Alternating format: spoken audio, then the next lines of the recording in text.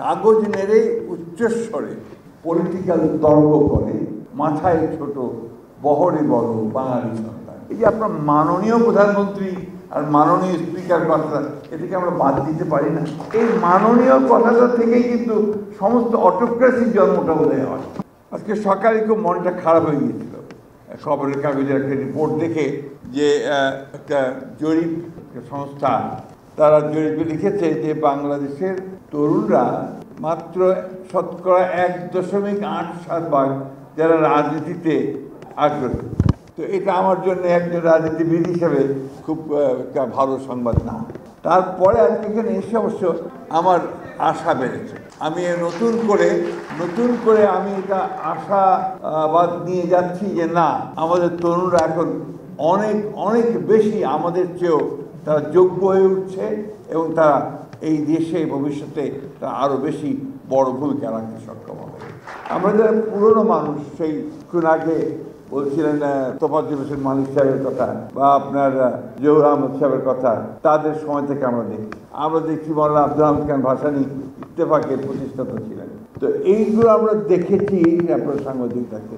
আমরা যখন ছোট স্কুলে পড়ি, আমি কিন্তু মফস্বলের ছাত্র, এখানে প্রায় সবাই বোধহয় ঢাকারই ছাত্র হবে, আমি মফস্বলের স্কুলের ছাত্র। সেই তখন পাকিস্তান আমলে একটা প্রতিযোগিতা হতো এবং সেই পাকিস্তান স্টুডেন্টস উইক, সেখানে এই তর্ক বিতর্ক, ফ্রেম স্পিচ, ডিবেট, এইগুলো আবৃত্তি, এই সমস্ত বিষয়গুলো নিয়ে জেলায় প্রতিযোগিতা হয়ে ঢাকায় এসে এখানে আপনার ফাইনাল প্রতিযোগিতা হতো। তো সেখানে আমার আসবার সুযোগ হয়েছিল যখন আমি ক্লাস 9 পড়ি।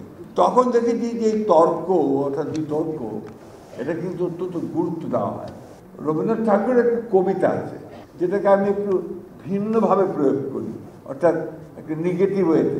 কাগজ নেড়ে উচ্চস্বরে পলিটিক্যাল তর্ক করে, মাথায় ছোট বহরে বড় বাঙালি সন্তান। অর্থাৎ সেই তখন থেকেই এই তর্ক ব্যাপারটা কিন্তু আপনার ওইভাবেই বাঙালি সমাজের মধ্যে এসে। এটা আমি নেগেটিভ হয়েছে বলে এই জন্যে, তারপরের যে লাইনগুলো আছে সেটা হচ্ছে, ইহার চেয়ে হতেন যদি আরব বেদুইন, চরণতলে বিশাল মরু, দিগন্তে বিলীন, ছুটছে ঘোড়া, উঠছে বালি, চলেছে নিশিদিন।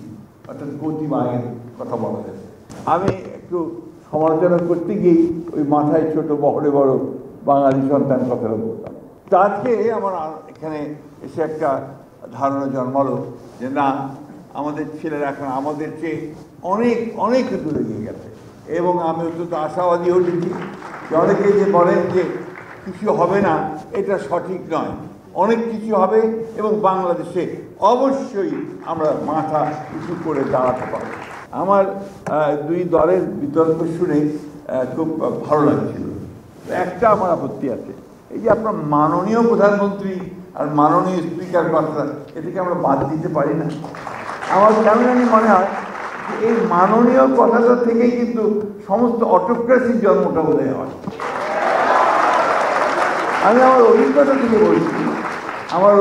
থেকে বলছি, আমি কিছু দিনের জন্য অর্থমন্ত্রী ছিলাম, মানে প্রতিমন্ত্রী ছিলাম আমাদের দেশের খালেদা জিয়ার সরকারের সময়। কৃষিতে ছিলাম, এরপরে সিভিল এভিয়েশন ছিলাম। তো আমি যখন ঢাকার বাইরে যেতাম তখন আপনার প্রথমে সার্কিট হাউসে গেলে ওখানে একটা পুলিশের কন্টিনজেন্ট একদম চৌকসভাবে দাঁড়িয়ে বিরাট একটা গার্ড অফ অনার ছিল।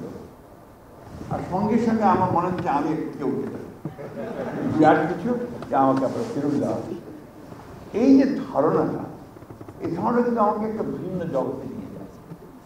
1971 সালে স্বাধীনতা যুদ্ধের সময় আমি যখন পাকিস্তান সেনাবাহিনীর কাছে টিকতে না পেরে ভারতে চলে গেলাম, ওই সময়ে আমরা আপনার পালিয়ে যখন ভারতে চলে গেলাম, তখন তো কোথাও রাতে শোবো কোথায়, থাকবো কোথায়, খাবো কি, সব কিছুই সমস্যা।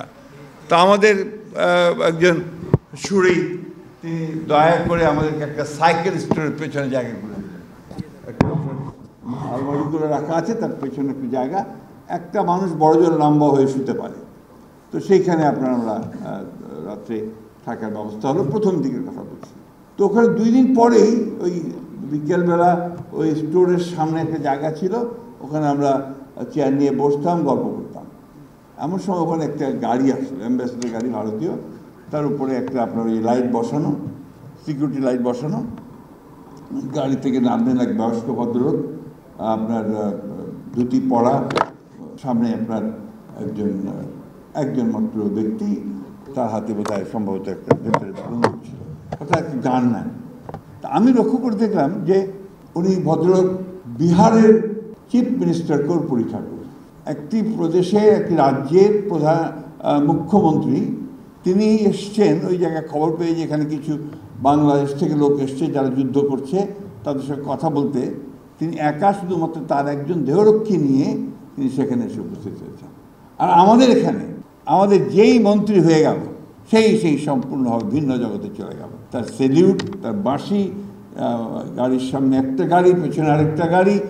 এই যে মানসিকতাটা তৈরি হয়, এই মানসিকতাটা কিন্তু আমাকে ধীরে ধীরে ওই ডিক্টেটরের দিকে নিয়ে যায়। আমি কথাটা সেই জন্য বললাম যে মাননীয় কথাগুলো বাদ দিয়ে কথা বলতে পারলে ভালো। মিস্টার স্পিকার, প্রাইম মিনিস্টার বললে কিন্তু যথেষ্ট হয়, তাই না? আমরা মনে হয় যে আমাদের নতুন ছেলেরা এই বিষয়টা চালু করবে, তাহলে আমি মনে করবো যে অন্তত একটা বিষয়ে আমরা আমাদের কালচারের একটা জায়গাতে পৌঁছতে সক্ষম হব।